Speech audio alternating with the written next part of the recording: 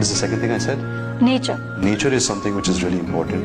It's also something which keeps me peaceful, which keeps me balanced, which makes me understand my value in this big universe. मुझसे ही आज मुझको मिला दे